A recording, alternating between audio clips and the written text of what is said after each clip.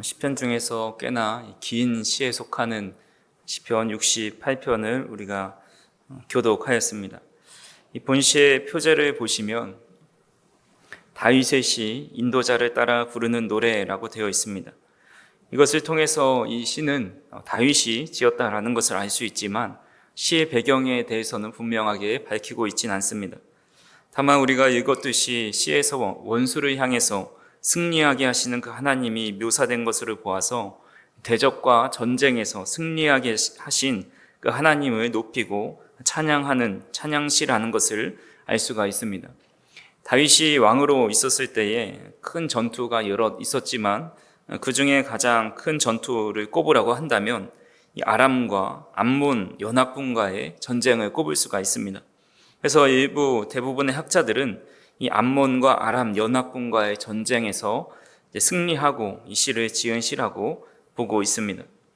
특별히 본시는 여러 시편들 중에서 해석하기 가장 어려운 시 중에 하나로 꼽고 있습니다. 본시에는 구약에서 자주 사용되지 않는 단어들이 사용되고 또 한 번만 사용되는 단어들도 여러 있기 때문입니다. 또한 이 시가 구성하고 있는 다양한 형태도 해석의 어려움을 겪습니다. 일반적으로 찬양시로 알려져 있지만 이 안에는 이 찬양과 감사, 또 역사적인 회고, 호소, 또 저주, 기도하는 모든 그런 종류의 시가 다 연합되어서 사용되고 있습니다. 그래서 이렇게 다양하게 35절로 구절된 시편의 구절들을 다 살펴볼 수 없고 우리가 하나의 주제를 가지고 오늘 시편을 좀 묵상해 보았으면 좋겠습니다.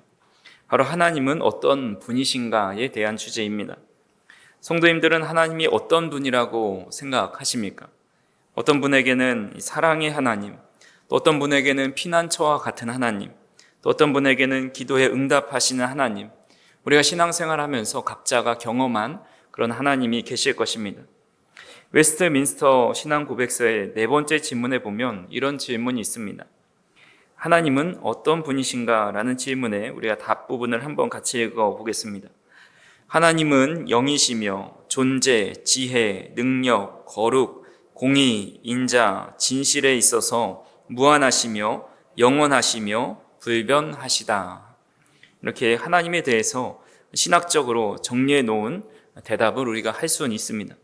하지만 이런 대답을 한다고 해도 많은 사람들에게 이 글을 그대로 전해준다고 해도 사실은 잘 공감되지 않고 받아들이지 못할 때가 있습니다.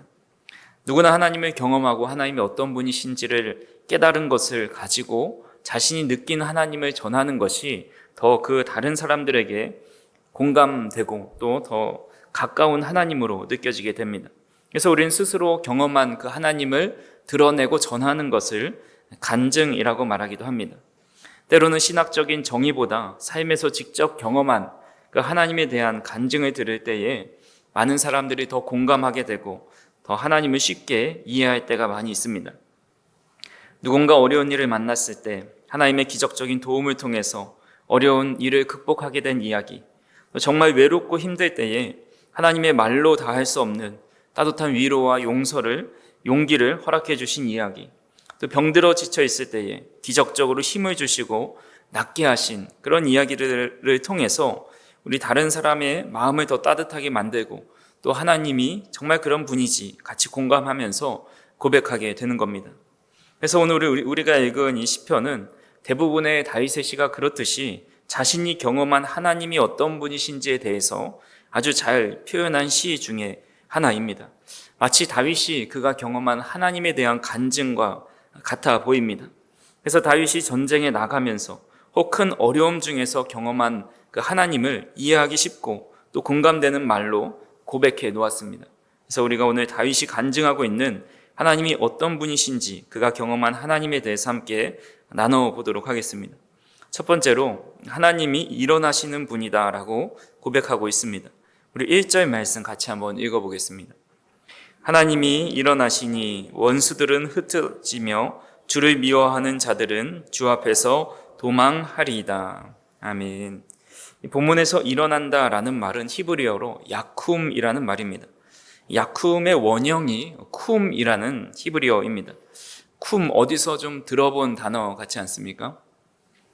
마가복음 5장에 보면 예수님께서 회당장 야이로의 딸을 살리신 사건이 나옵니다. 예수님은 아이가 누워있는 방에 가셔서 이렇게 말씀하시지요. 마가복음 5장 41절 같이 한번 읽어보겠습니다. 그 아이의 손을 잡고 이르시되 달리다굼 하시니 번역하면 곧 내가 내게 말하노니 소녀야 일어나라 하심이라. 신약 성경은 기본적으로 헬라어로 기록되어 있는데 본문에 나온 달리다굼이라는 말은 아람어입니다. 그래서 이 성경에도 번역하면이라는 글을 적어서 곧 내가 내게 말하노니 소녀야 일어나라 라고 이렇게 각주 번역을 달아 놓았습니다. 달리다라는 말은 어린 소녀를 의미하고 굼이라는 말은 일어나다라는 의미입니다. 그러니까 아람어 굼과 히브리어 쿰은 같은 의미를 가지고 있는 겁니다. 사도행전 9장에서 베드로가 죽은 도르가를 살릴 때도 예수님과 같은 말로 그를 살립니다. 사도행전 9장 40절에 보면 베드로가 사람을 다 내보내고 무릎을 꿇고 기도하고 돌이켜 시체를 향하여 이르되 다비다야 일어나라 하니 그가 눈을 떠 베드로를 보고 일어나 앉는지라 라고 말씀하고 있습니다. 여기서 다비다야 일어나라 라고 명령한 것도 쿰과 같은 의미를 가지고 있습니다. 즉 성경에서 일어난다 라는 의미를 가진 이 쿰이라는 단어는 우리가 일상적인 단어를 사용하면 자다가 일어나다, 또 앉았다가 일어나다, 넘어졌다가 일어난다 그런 의미를 가지고 있습니다. 하지만 주님이 사용하신 이 쿰이라는 단어, 베드로가 사용한 일어나라 라는 명령어는 죽음과 사망을 역전시키는 일어남입니다.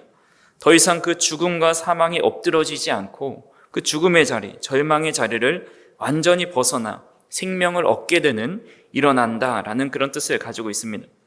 그런 의미에서 다윗이 하나님이 일어나신다 라는 표현은 이 죽음과 사망이 하나님이 일어나심으로 말미암아 그 안에 갇혀있지 않고 그것이 아무런 힘과 능력을 발휘하지 못하게 된다는 의미가 있습니다.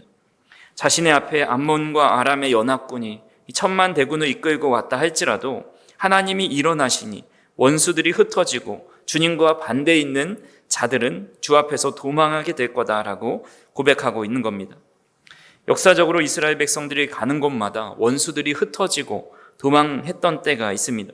바로 출애굽하면서 광야를 지날 때, 그리고 가나안 땅을 정복할 때입니다. 우리 민수기 10장 35절을 같이 한번 읽어보겠습니다. 괴가 떠날 때에는 모세가 말하되 여호와여 일어나사 주의 대적들을 흩으시고 주를 미워하는 자가 주 앞에서 도망하게 하소서 하였고, 이 괴가 떠난다라는 것은 이스라엘 백성들이 행진한다라는 의미를 가지고 있습니다. 이스라엘 백성들은 법궤를 중심으로 그 지파별로 진을 쳐가지고 광야를 행진하는데, 그때 가나안 땅을 향해 전진할 때, 그리고 광야를 지나갈 때에 여호와께서 일어나서 주의 대적을 흩으시고 주를 미워하는 자가 주 앞에서 도망하게 해달라라는 기도를 하고 있습니다. 그래서 당시 이스라엘 백성들이 대적과 미워하는 그런 사람들은 바로 아말렉 사람들, 또한 광야 같은 척박한 환경이라고 할 수가 있습니다.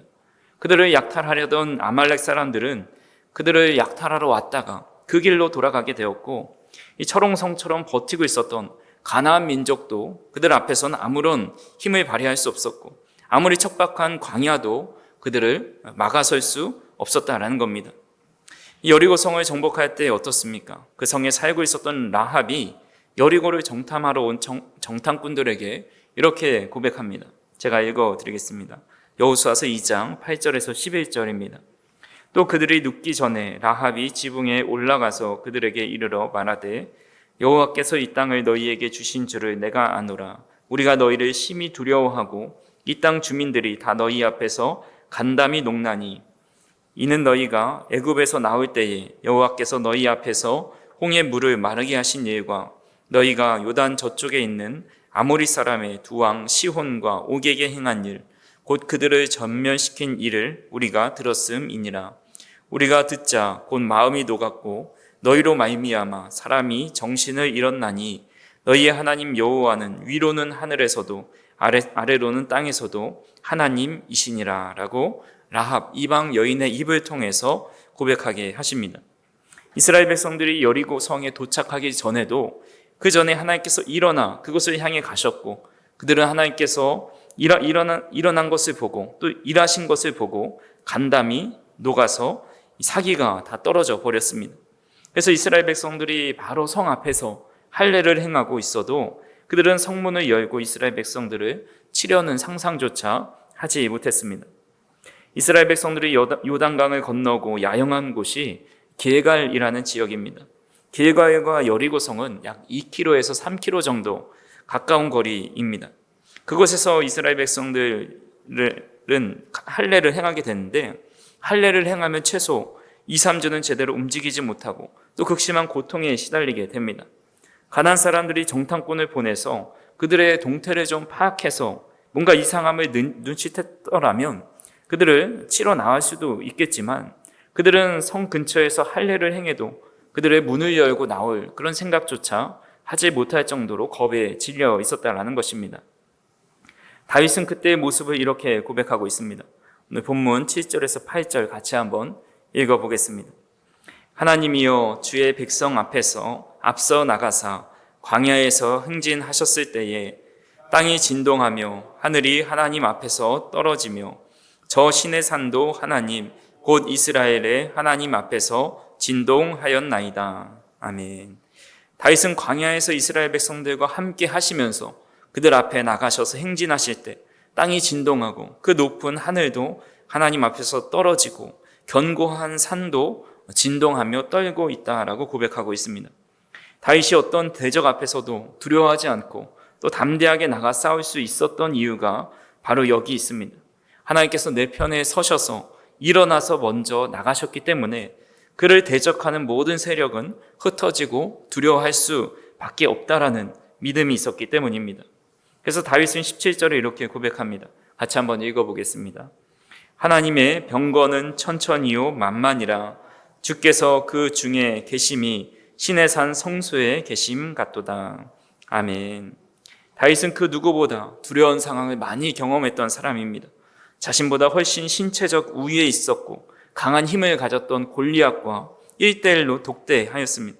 사울 왕으로부터 국가적 원수의 수배자가 되어서 쫓겨다녀야 했습니다. 왕이 되고도 수많은 전쟁을 치르러 나가야 했습니다. 우리는 다윗의 삶의 결론을 알고 있기 때문에 그 이야기를 별로 긴장감 없이 보지만 사실 다윗의 입장에서는 하루하루가 정말 두려운 삶이었고 두 발 뻗고 편하게 잘 날이 없을 정도로 힘든 나날이 많았습니다. 그럼에도 그는 하나님의 강력한 그 병거 천천과 만만이 자신을 호위하고 있다는 사실 때문에 어떤 상황에서도 그 두려움을 이겨나갈 수 있었다라는 겁니다. 사람은 누구나 두려움이 찾아올 때가 있습니다. 고난과 힘든 일들이 산적할 때가 있습니다. 하지만 우리 믿음의 사람들은 삶에서 찾아오는 두려움과 또 어려운 일들로 인해서 그런 일들이 찾아올 때마다 오늘 말씀을 우리가 함께 기억하면서 또 하나님이 어떤 분이신지를 다시 한번 되새겨야 합니다. 하나님이 내 편에 서셔서 우리가 가는 길 앞에서 함께 행진하고 먼저 나가신다면 어떤 대적도 또 어떤 두려움과 어떤 고난도 우리를 막아설 수 없고 우리를 흔들어 놓을 수 없다라는 사실, 또한 천천만만의 병거로 우리를 호위하여 주신다라는 사실을 꼭 믿으실 수 있는 저와 우리 성도님들이 되기를 간절히 소망합니다. 스티븐 로스라는 분이 이런 말을 했습니다. 어떤 그리스도인들은 두려움 속에 살아가면서 하나님의 주권보다 사탄의 주권을 믿는 것처럼 행동을 합니다라는 말을 했습니다. 우리가 어떤 일로 인해서 두려워할 수는 있습니다. 하지만 그 두려움이 우리를 집어삼키고 그 두려움으로 인해서 아무것도 못하고 떨고 있다고 한다면 우리 삶에 찾아오는 고난으로 낙심해서 절망해서 그 자리에 주저앉아 있다고 한다면 그것은 하나님의 주권을 믿지 못하는 것과 같다라는 것입니다. 그래서 우리가 우리 삶에 찾아오는 두려움과 우리 대적과의 싸움에서 승리할 수 있는 방법은 바로 하나님이 내 곁에 계셔서 대적이 찾아올 때마다 일어서시고 우리가 앞서 가는 길에 먼저 가셔서 그 대적들을 이미 다 두려움에 떨게 하셔서 우리는 그저 그곳에 깃발만 꽂는 그런 승리의 계가를 부르면서 입성하게 된다라는 사실을 믿으면서 우리와 함께 하시는 하나님으로 인해 늘 담대한 믿음 가지고 살아갈 수 있기를 간절히 소망합니다. 두 번째로 다윗은 하나님의 여호와다라고 고백을 하고 있습니다. 오늘 본문 4절을 같이 한번 읽어보겠습니다. 하나님께 노래하며 그의 이름을 찬양하라. 하늘을 타고 광야에 행하시던 이를 위하여 대로를 수축하라. 그의 이름은 여호와이시니 그의 앞에서 뛰놀지어다. 아멘. 다윗은 하나님의 이름을 찬양하고 노래하고 있는데 그 이름을 여호와시다라고 고백을 하고 있습니다. 성경에 나타난 하나님의 이름은 한 단어로 그 의미를 다 담을 수가 없어서 그분의 성품과 권능을 표현하는 여러 가지 의미를 담아 하나님의 이름을 불렀습니다. 대표적으로 몇 가지를 살펴보면 창세기 1장 1절에 태초에 하나님이 천지를 창조하시니라 라는 말씀에서 일반적으로 우리는 하나님을 엘로힘이라고 부릅니다. 엘로힘이 바로 하나님인데 이것이 일반적인 하나님의 호칭입니다. 이것은 능력의 하나님, 또 창조주 하나님을 의미하고 있습니다. 또 우리는 하나님을 주님이라고 부르기도 합니다. 이것을 아도나이라고 히브리어는 말을 합니다. 여호와 하나님의 이름이 너무 거룩해서 차마 여호와라고 부르지 못하고 아도나이, 주님이라고 부를 때 사용하였습니다. 또 창세기 17장 1절에 보면 나는 전능한 하나님이다 라고 주님께서 말씀하셨는데 이때 전능한 하나님이 바로 엘샤다이입니다. 전능하신 하나님, 능력이 많으신 하나님이다 라는 뜻입니다. 또한 창세기 14장 18절에 보면 살렘왕 멜기세덱이 아브라함과 함께 나오면서 언약을 하게 되는데 그때 성경은 그를 지극히 높으신 하나님의 제사장이다 라고 소개를 합니다. 그래서 여기서 지극히 높으신 하나님을 엘 엘리온이라고 합니다. 또한 이 외에도 여호와 이레, 여호와 라파, 여호와 니시, 여호와 살롬, 또 여호와 삼마 여러 의미를 담아서 우리가 하나님을 부르게 됩니다. 그리고 또 하나 가장 중요한 호칭 중에 하나가 바로 여호와라는 호칭입니다. 출애굽기 3장 14절에서 15절의 이 말씀을 같이 한번 읽어보겠습니다. 하나님이 모세에게 이르시되 나는 스스로 있는 자이니라. 또 이르시되 너는 이스라엘 자손에게 이같이 이르기를 스스로 있는 자가 나를 너희에게 보내셨다 하라. 하나님이 또 모세에게 이르시되 이스라엘 자손에게 이같이 이르기를 너희 조상의 하나님 여호와 곧 아브라함의 하나님, 이삭의 하나님, 야곱의 하나님께서 나를 너희에게 보내셨다 하라. 나의 영원한 이름이요 대대로 기록할 나의 칭언이라. 아멘. 하나님께서는 나는 스스로 있는 자다라는 말씀을 하십니다. 그래서 이 스스로 있는 자가 15절에 가서 이 스스로 있는 자가 야훼인데 이 야훼라는 말은 동사이기 때문에 그 이름을 그대로 사용하기가 어색해서 그 이름을 대체한 것이 15절에 나온 여호와라는 이름입니다. 즉 다윗은 하나님을 스스로 존재하시는 여호와라고 고백하고 있습니다. 스스로 존재하시는 하나님은 구체적으로 어떤 분이실까요? 세 가지로 우리가 간단히 살펴볼 수가 있습니다. 첫 번째로 자존자이십니다. 아무 것에도 의존하지 않고 자신을 스스로 존재하게 하시는 분이십니다. 본래부터 독자적으로 존재하시는 분이다라는 의미입니다. 인간들의 필요에 의해서 만들어진 신으로 추대되는 그런 우상과 같은 존재가 아니고 또 사람들이 있다고 하여서 있고 또 없다고 하여서 없으신 그런 분이 아니라는 것입니다. 사람이 뭐라 하든지 존재하시는 분, 스스로 누구도 만들지 않고 누구로부터 나오지 않은 스스로 계신 분이 바로 이 자존자 하나님이다라는 겁니다. 두 번째로가 자족자이신 하나님이 바로 스스로 있는 자라는 뜻입니다. 스스로 충만하시고 다함이 없으신 분이라는 겁니다. 사람은 누구에게서부터 무엇인가를 충족받아야 살 때가 있습니다. 또한 그것이 다 소진되면 또 무엇인가로부터 이렇게 힘과 에너지를 얻어야 되는데 하나님께서는 스스로 모든 것을 다 충만히 가지고 계시고 그것을 다 모든 피조물에게 나눠주셔도 부족하고 다함이 없는 그런 하나님을 의미합니다. 그러니까 축복의 원천이라는 뜻입니다. 또 세 번째로 영원자입니다. 어제나 오늘이나 영원토록 변함없으신 분이다라는 겁니다.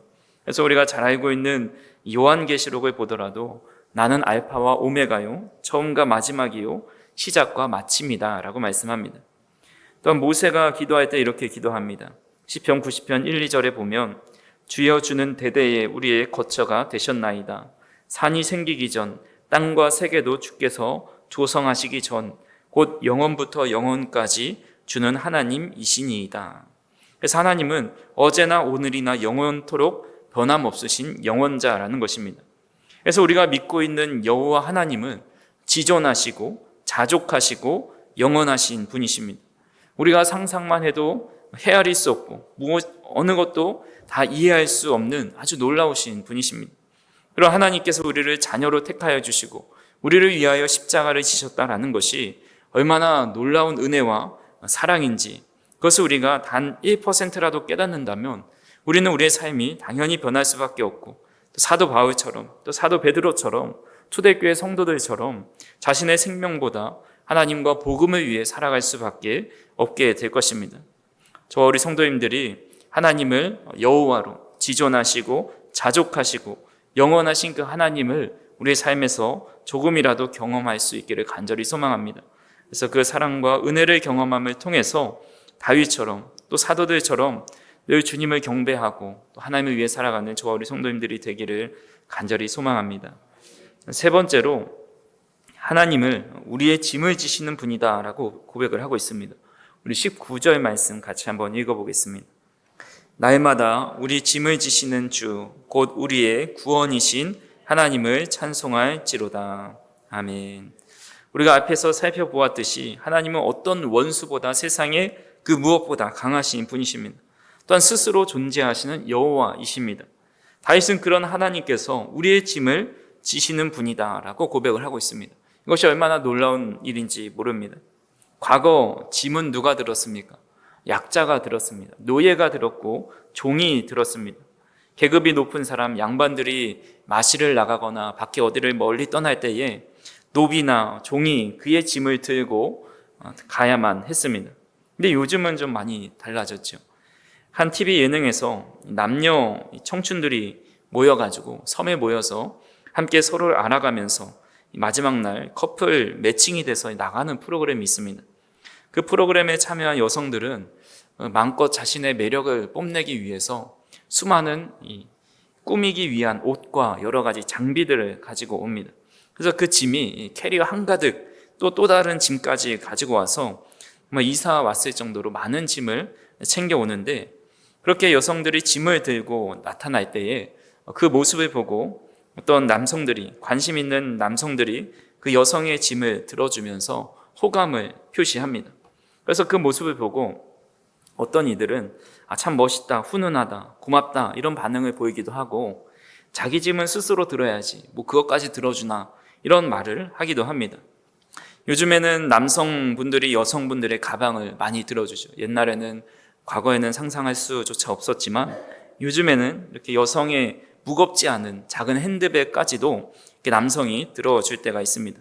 이것을 놓고 찬반 의견이 있지만 사실 나보다 힘이 약한 사람들의 짐을 들어준다는 것은 관심이고 사랑이고 배려라고 할 수가 있습니다.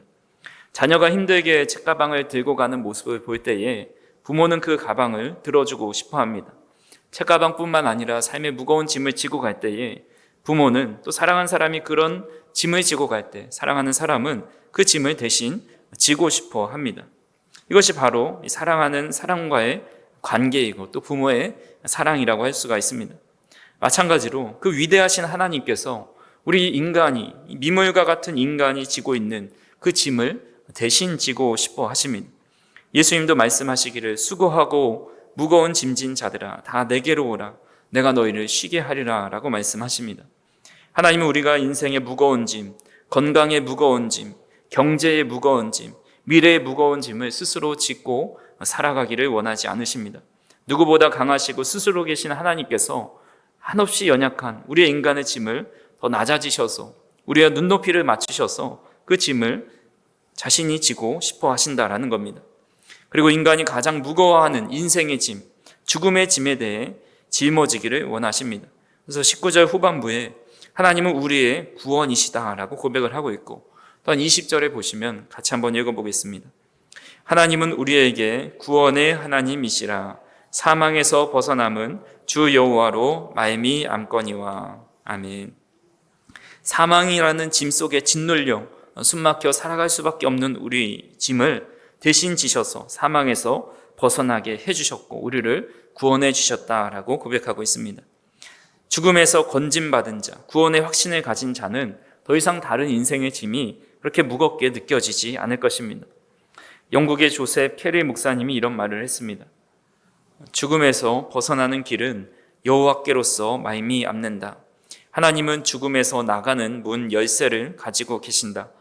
사람이 사망의 음침한 골짜기에 있을 때에 어떻게 벗어날 수 있는가? 어디서 탈출구를 찾을 수 있는가?